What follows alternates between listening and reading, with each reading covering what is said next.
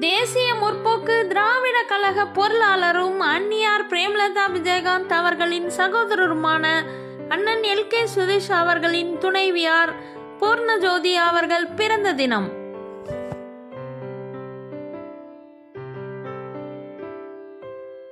தேமுதிகவின் கழக பொருளாளரின் துணைவியாருக்கு இனிய பிறந்த நாள் வாழ்த்துக்கள்.